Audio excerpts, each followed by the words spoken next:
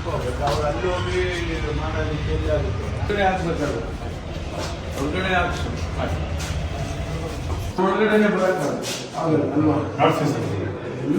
ಕೂಡ್ಲಿಕ್ಕೆಲ್ಲ ವ್ಯವಸ್ಥೆ ಮಾಡ್ತೀವಿ ಸರ್. ಅಲ್ಲ ಅಲ್ಲಿ ಯಾರಿಗೂ ಒಳಗಡೆ ಬಂದು ಇದನ್ನ ಮಾಡ್ತೀವಿ ಸರ್. ನೀವು ಹಾಂ ಎಷ್ಟು ದಿವಸದಿಂದ ಇದೆ ಸರ್? 1 ವರ್ಷ ಇದೆ. ಹಾಂ 1 ವರ್ಷ ಹೇಳ್ತೀನಿ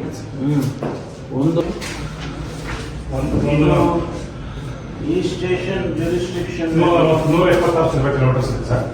176 ಕಿಲೋಮೀಟರ್ಸ್ ಇದೆ ಸರ್. ನಮ್ದು ಪ್ರೊಫೈಲ್ ಏನಿದೆ, ಕ್ಷೇತ್ರದ ಪ್ರೊಫೈಲ್ ಏನಿದೆ? 134 ವಿಲೇಜಸ್ ಬರುತ್ತೆ ಸರ್. 134 ವಿಲೇಜಸ್ ಬರುತ್ತೆ ಸರ್. ಓಕೆ. 352 292 ಆಗಿದೆ sir cases. Average 350 case sir. This year sir last time 292 ಆಗಿದೆ ಸರ್. ಅಲ್ಲ ರೀ sir, 352 cases per year. Yes sir.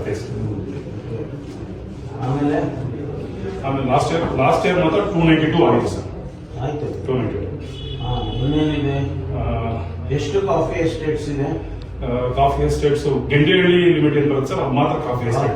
ನಿಮಗೆ ಲಿಮಿಟ್ ಅಲ್ಲಿ ಇದ್ರಿ? ಹಾಂ ಸರ್, ನಮ್ಮ ಲಿಮಿಟ್ ಗೆಂಡೆಹಳ್ಳಿ ಮಾತ್ರ ಸರ್. ಒಂದೇನಾ? ಹಾಂ ಸರ್, ಗೆಂಡೆಹಳ್ಳಿ ಏರಿಯಾ ಇದೆ ಸರ್. ಒಂದು ಹೋಬಳಿ ಇದೆ, ಅದು ಮಾತ್ರ ಕಾಫಿ ಎಸ್ಟೇಟ್ ಏರಿಯಾ ಬರುತ್ತೆ ಸರ್. ಉಳಿದೆಲ್ಲ ಎಷ್ಟು ಕಾಫಿ ಎಸ್ಟೇಟ್ಗಳಿದಾವೆ? ಗೆಂಡೆಹಳ್ಳಿನಲ್ಲಿ number of coffee estate owners major ಇಲ್ಲ ಸರ್. 4 ಎಕರೆ ಮೈನರ್ ಗೊತ್ತಿಲ್ಲ. ಹಾಂ ಸರ್. ಎಷ್ಟು ಕಾಫಿ ಎಸ್ಟೇಟ್ಗಳು ಅಂದ್ರೆ 4 ಎಕರೆ ಇರುತ್ತೆ, 50 ಎಕರೆ ಇರುತ್ತೆ, 10 ಎಕರೆ ಇರುತ್ತೆ. 50 ಎಕರೆ ಓನರ್ಸ್ ಎಷ್ಟು ಜನ ಇದ್ದಾರೆ? ಓನರ್ಸ್ ಒಂದು 40 ಜನಕ್ಕಿಂತ ಜಾಸ್ತಿ ಇದೆ ಸರ್. 40ಕ್ಕಿಂತ ಜಾಸ್ತಿ ಇದೆ ಸರ್. ಎಲ್ಲ ಸ್ಮಾಲ್ ಕ್ವಾಂಟಿಟಿ ಸರ್. ಎಲ್ಲ 4-5 ಎಕರ್ಸ್ ಇರ್ಬೋದು. ಎಕರ್ಸ್ ತಿಳ್ಕೊಳ್ಳಿ ಸರ್. ಎಕರ್ಸ್ ನಿಮ್ಮ ಏರಿಯಾನಲ್ಲಿ ಹೋಗ್ಲಿ ನಾವು ಅಲ್ಲಲ್ಲ, ನಿಮ್ಮ ಎಸ್ಟೇಟ್ ನಿಮ್ಮ ಲಿಮಿಟ್ ಅಲ್ಲಿ ನಿಮ್ ಲಿಮಿಟ್ ಅಲ್ವಾ? ಈ ಲಿಮಿಟ್ ಅಲ್ಲಿ ಎಷ್ಟು ಕಾಫಿ ಎಸ್ಟೇಟ್ಸ್? 40 ಕಾಫಿ ಎಸ್ಟೇಟ್ ಅಂದ್ರೆ ಎಷ್ಟು ಎಕರೆ ಇದೆ? 4 ಎಕರೆಯವರು, 5 ಎಕರೆಯವರು. ಆಯ್ತು. ಅವರೆಲ್ಲ ಲೇಬರ್ಸ್ ಎಷ್ಟು ಜನ ಇದ್ದಾರೆ? ಲೇಬರ್ಸ್ 3500 ಜನ ನಮ್ಗೆ ಈಗ ಲಿಸ್ಟ್ ಮಾಡಿದ್ವಿ ಸರ್. ನಾವು ಎಲ್ಲ ಲೇಬರ್ಸ್ 3500 ಜನರಷ್ಟು ಲೇಬರ್ಸ್. 3500 ಜನ. ಹೊರಗಿನವರು ಅದೇ 3500 ನಾವು ಹೊರಗಿನವರು ಅಸ್ಸಾಂಗೆ 3500 ತಗೊಂಡ್ವಿ ಸರ್. ನಮಗೆ ಏನು ಅಸ್ಸಾಮು ಬಿಹಾರ ಇದ್ದಾರೆ ಸರ್, ಅವ್ರ ಲಿಸ್ಟ್ ಅಲ್ಲಿ 3500 ತಗೊಂಡ್ವಿ ಸರ್. 3500 ಎಲ್ಲ ಹೊರಗಿನವರು? ಹಾಂ ಸರ್, ಹೊರಗಿನವರು. ಹಾಂ ಸರ್. ಔಟ್ಸೈಡರ್ಸ್? ಹಾಂ ಸರ್. ಎಲ್ಲಿ ಅವರು ಎಲ್ಲ ಅಸ್ಸಾಮು ಮತ್ತೆ ಬಿಹಾರ, ವೆಸ್ಟ್ ಬೆಂಗಾಲ್. ಅವ್ರದ್ದು ಇಂಡಿವಿಜುವಲ್ ಪ್ರೊಫೈಲ್ ಮಾಡಿದ್ರ? ತಗೊಂಡಿದ್ದೀವಿ ಸರ್. ಹಾಂ ಸರ್. ವಿಸಿಟರ್ಸ್ ಹಾಂ ಸರ್. ಒಂದು ತಿಂಗಳಿಗೆ ಅಥವಾ ಒಂದು ವರ್ಷ? ಒನ್ ಡೇಗೆ 1500 ಅಬೌವ್ ಇರುತ್ತೆ sir. One day Sunday and Saturdays. Saturday and Sundays is 3000 above ಇರ್ತಾರೆ ಸರ್. ಪ್ರತಿ ಸಂಡೇ ಸ್ಯಾಟರ್ಡೇ ಸರ್. ಅವ್ರನ್ನ ಫೆಬ್ರವರಿ ಮಾತ್ರ ಇದೆ ಸರ್. ಡಿಸೆಂಬರ್ ಬಂದ್ರೆ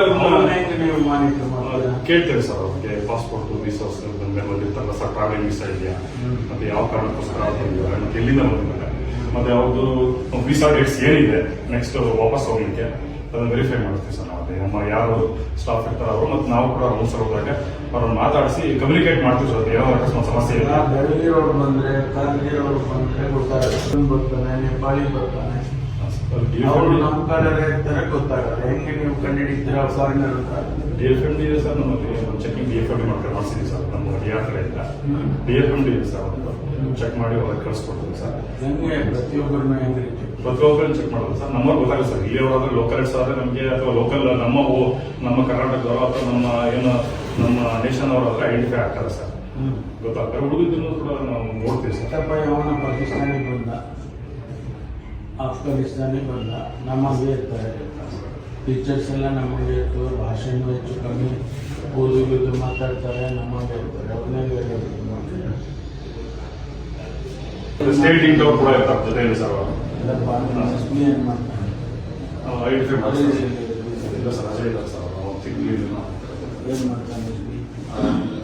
ಲೇಟ್ ಆಗಿ ಒಂದು ಆಕ್ಸಿಡೆಂಟ್. ಏನ್ ಮಾಡಿದ್ದಾನೆ? ಏನ್ ರಿಪೋರ್ಟ್ ಕೊಟ್ಟಿಲ್ಲ ನಿಮಗೆ? SP ರಿಪೋರ್ಟ್ ಒಂದೊಂದು ಏರಿಯಾಗೆ ಏನು? ಆಧಾರ್ ಕಾರ್ಡು ಮತ್ತು ಪಾಸ್ಪೋರ್ಟ್ ಅದಕ್ಕೆ